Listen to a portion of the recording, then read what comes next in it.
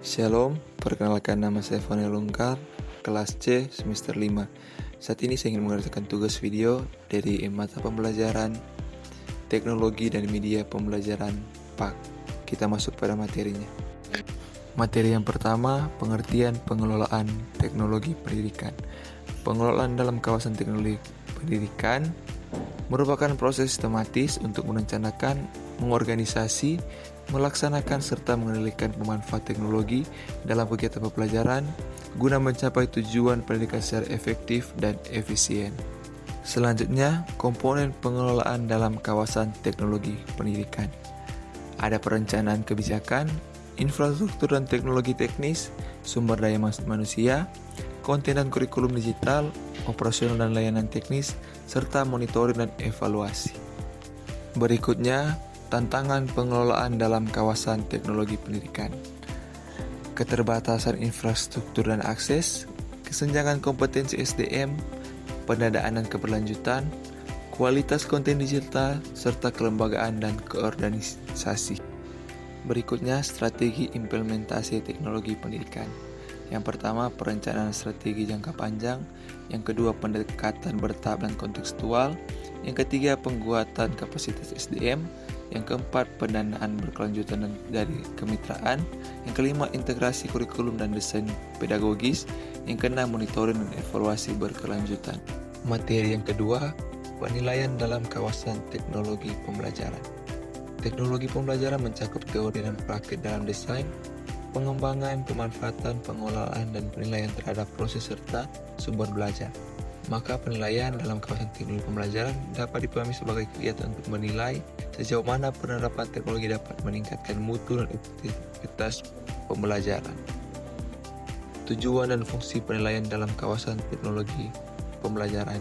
Secara umum, tujuan penilaian berbasis teknologi antara lain menilai efektivitas pembelajaran digital, yakni sejauh mana media, metode, dan strategi berbasis teknologi membantu tercapainya kompetensi pembelajaran.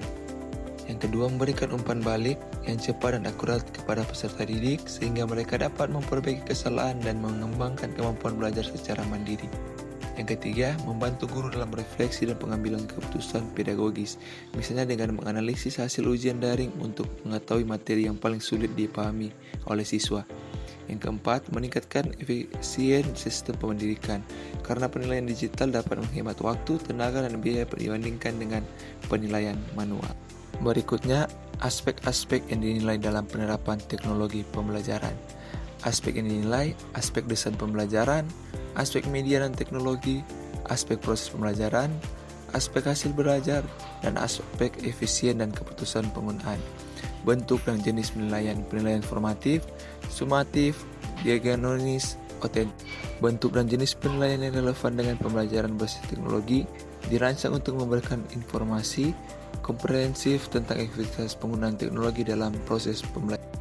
Berikutnya, tantangan dan solusi dalam pelaksanaan penilaian berbasis teknologi.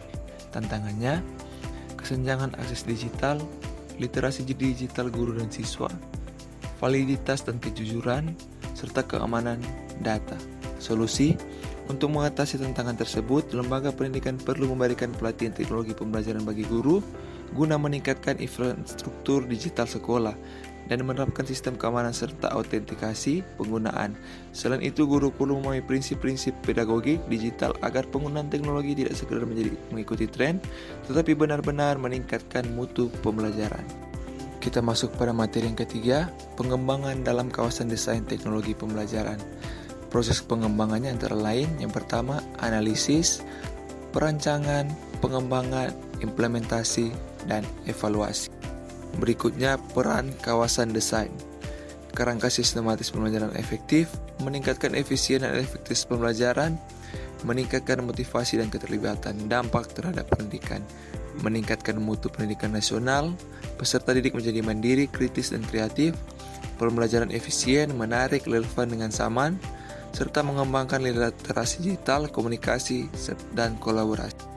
Kita masuk pada materi yang keempat, pemanfaatan teknologi pendidikan. Bisa meningkatkan kualitas pembelajaran, mempermudah akses terhadap sumber belajar, menumbuhkan kemandirian dan kreativitas siswa, efisien waktu dan biaya, serta mendukung pendidikan inklusif. Selanjutnya, tantangan dan kendala dalam pemanfaatan teknologi pendidikan. Yang pertama, kesenjangan digital. Yang kedua, kesiapan sumber daya manusia. Yang ketiga, distraksi dan penyalahgunaan teknologi. Yang keempat, biaya dan infrastruktur. Yang kelima, etika dan keamanan data. Terima kasih.